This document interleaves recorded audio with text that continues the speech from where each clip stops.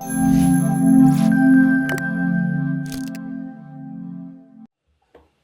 এখন যে ইনলাইন সিএসএসটা ব্যবহার করলাম, আমরা সেই ফাইলে চলে যাচ্ছি। এই দেখো, আমরা অলওয়েজ ইনলাইন সিএসএসটা অ্যাভয়েড করব, ঠিক আছে?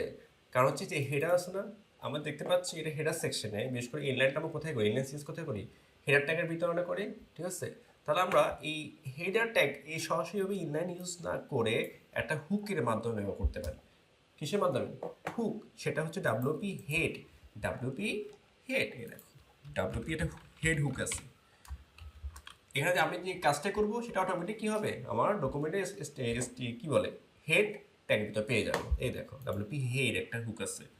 এই হুকগুলো কোথায় কল করি আমরা? ফাংশনস ডট পিএসপি তে। এই ডাব্লিউপি হেড, ঠিক আছে? Press the WP head action. সেটা অ্যাকশন কোথায় করে?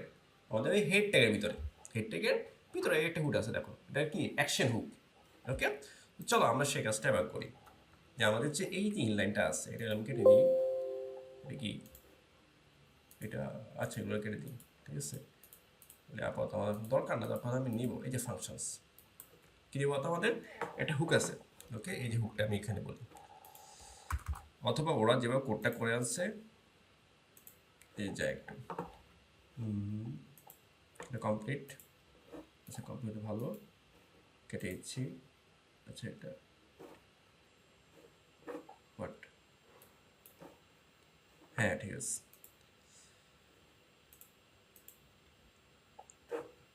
এখানে কেটে দিলাম। এই যে এখানে ডাব্লিউপি হুক, এই যে কোন হুক কি কাজ করে লিখে, ঠিক আছে? ডাব্লিউপি হেড, সরি, এগুলো নোট করে রাখলে কাজটা অনেক ইজি হয়ে যায় আসলে। আমরা এটা হচ্ছে ডাব্লিউপি হেড, এর পুরোপুরি অ্যাকশন করে আমাদের হেড ট্যাগের ভিতরে, ঠিক আছে? আমরা এখান থেকে কোডটা আপাতত নিয়ে যাচ্ছি, এই যে এটা, ওকে? আমাদের দেখি সিএসএস নিচ্ছিল কি না, না থাকলে আমরা নিজেরাই লিখবো। এই যে এটা কপি করে নিয়ে গেলাম, জাস্ট এখানে রেখে দিলাম। আচ্ছা ডাব্লিউপি হেড, হেড, ঠিক আছে? এখানে এটা তো হুকের নাম, এখন ফাংশন নাম দেবো। ফাংশনে কি দিব আমরা? নাম দিব, দেখো তাহলে আওয়ার সাইট কি হবে? আওয়ার সাইট ইনলাইন সিএসএস রাখলাম। ইনলাইন কি রাখলাম? সিএসএস বা ইনলাইন। আচ্ছা দেখো পেজ ব্যানার, পেজ ব্যানার, এটা প্রায়োরিটি বলে দিব। কি বলে দিব? প্রায়োরিটি। প্রায়োরিটি তোমরা কিন্তু ইউজ করে যে আমারটা আগে পাবে না পরে পাবে, এটা প্রায়োরিটি ওদের এখানে আছে। প্রায়োরিটি দিচ্ছে এখানে, দেখি চেক করে দেখি। পি হেড, এটা প্রায়োরিটি চাইলে আমরা বলতে পারি এরপরে যে আমারটা দ্রুত পাক বা পাক 100 বা এটা বলে দিতে পারি, ঠিক আছে? এবার দেখো আমরা কি কাজ করবো 100 বা 11, এটা একটা প্রায়োরিটি আগে পাবে, ঠিক আছে? আচ্ছা এবার চলো আমরা এই কাজটা করবো, ইনলাইন সিএসএস লিখবো। কি লিখবো আমরা? Inline CSS. এক্ষেত্রে আমার কি করতে হবে? এই যে এখানে ডু অ্যাকশন, এটা ভিতরে না, আমরা বাইরে লিখি।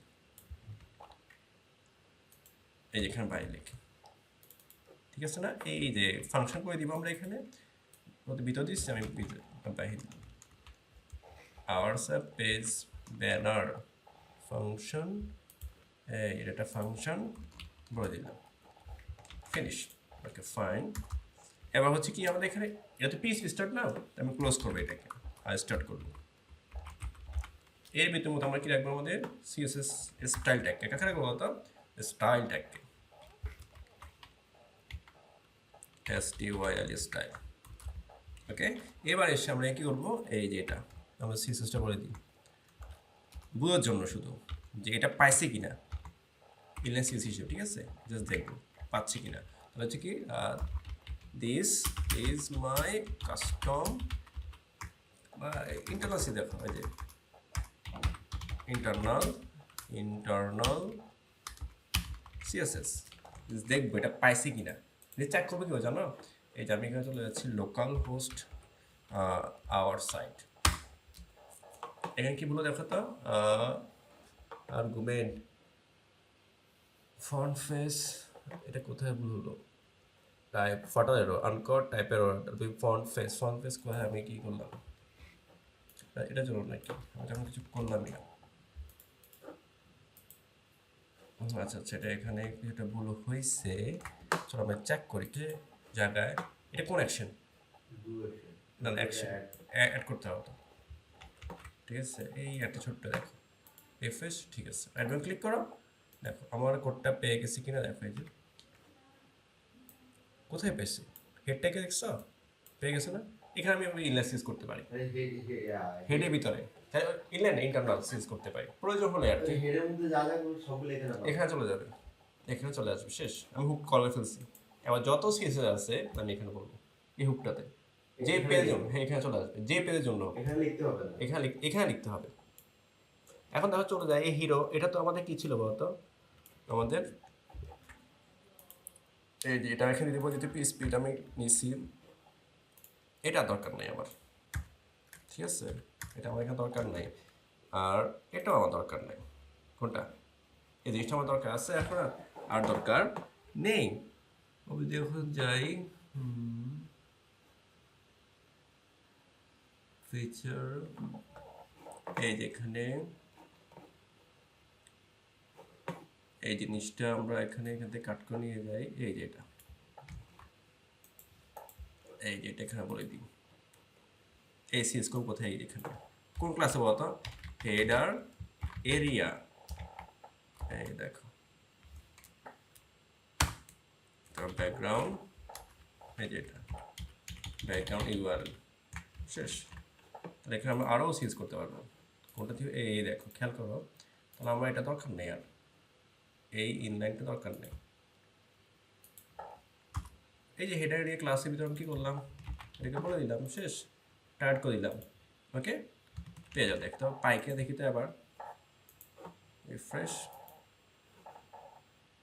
চলে আসছে না, এই দেখো যে আমি এটা দিচ্ছি যে আওয়ার সাইড, আওয়ার সাইডটা কিন্তু, ওকে। এখন যে আমি আমার ওই যে কী বলে এখানে চলে যাচ্ছি আওয়ার সাইড, আমার পেজগুলো কোথায়, পেজ, এই পেজে আমি অ্যাবাউটে যাই, ভিউ, ভিউ পেজে কী হলো, এটা পেয়ে গেছে, ঠিক আছে। তারপর হচ্ছে আমাদের হোম পেজ, হোম পেজটা পেয়ে গেছে, ঠিক আছে। কোনটা পাইছে, হোম পেজটা, আমার যে পেজ দেখেন ডাইনামিক হয়ে গেছে না, এখন যে পেজে ইমেজ সেই পেজে পেয়ে যাবে অটোমেটিক, সিনসিল পেয়ে যাবে, প্রত্যেক পেজে আবার লাগতেছে না। এটা বলতেছি আমরা কি, দেখো ওই পেজের যে কি আছে ফিচার ইমেজ ছিল সেটা নিয়ে আসো, আমার কষ্ট করে কি করতে, প্রত্যেক পেজে আলাদা করে বলতে হবে আর বলতে হবে না, ওকে।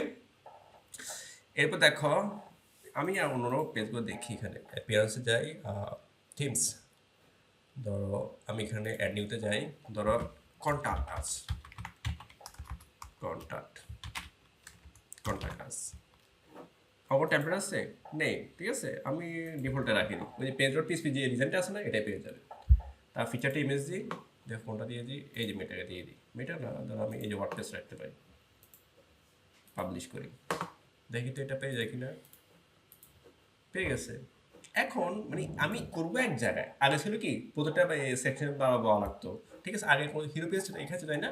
তাহলে প্রত্যেক যত অ্যাবাউট পেজের জন্য যে হিরো সেকশন আছে এটা ডিজাইন করতে হবে, কন্ট্যাক্টের জন্য যে আমি বানাই যে কন্ট্যাক্ট হিরো পেজ, সেখানে একইভাবে আমাকে কী করতে হবে, ইমেজটা হিসেবে নিতে হবে, স্টোর করতে হবে, কিন্তু এখানে সে লাগছে না। ঠিক আছে, যে পেজের জন্য হলে সে মানে যে পেজের জন্য কল করবো ওই পেজে ফিচার ইমেজটা পেয়ে যাবে। এখন আমি করবো কি, এই যে busy repeat no repeat, busy repeat no repeat, একবার কল করবো, একবার বারবার লাগবে না। তো ব্যাকগ্রাউন্ড সাইজ কভার, এই দেখো শেষ। এটাই আগে ছিল, দেখো হোম পেজে দেখো কি ছিল, এটা বলতো রিপিট না, দেখো আমি শুধু বলছি কার একবার একজনকে, সেটা পেয়ে গেছে। এখানে দেখো এটাও পেয়ে গেছে, এটাও দেখো রিফ্রেশ, এই দেখো এটাও পেয়ে গেছে। তার মানে আমি করবো কজনের জন্য, একজনের জন্য, বাকিগুলো এমনিতেই পেয়ে যাবে, ঠিক আছে। রাইট বাটন ক্লিক করো, পেজ সোর্স গেলাম, একটু যাই দেখি তো কোথায় কোডটা, এই দেখো কোড, আমার যে পেজে যাব ওই পেজের ইমেজটা দেখাবে, ফিচার ইমেজ। আমরা এখন আসি কোথায়, অ্যাবাউটে, আমি যখন কন্ট্যাক্টে এখানে যাই, দেখো আসি কোথায়, কন্ট্যাক্ট আস, এই দেখো কন্ট্যাক্ট আসের যে ইমেজটা আছে সেটা পাবা, দেখো এই যে ইমেজ চেঞ্জ, দেখছো, ঠিক আছে না, দারুণ না এটা। তাহলে আমার বারবার ফিচার ইমেজটা বারবার কাউকে স্টোর করে বলে দিতে হবে, হবে না, ঠিক আছে। এভাবে চাইলে আমরা কি করতে পারি, ইন্টারনাল সিএসএস ব্যবহার করতে পারি। উপর একটু আমরা হেডিং নিই চাইলে, ঠিক আছে, হাইট না পেডিং নিই, পেডিং উপর নিচে 200 পিক্সেল আর লেফট রাইট 0, দেখো পেয়ে যাবে। চলে আসছে, প্রত্যেক পেজে চলে আসবে, প্রত্যেকটা পেজ কত দারুণ চলে আসছে। ওকে।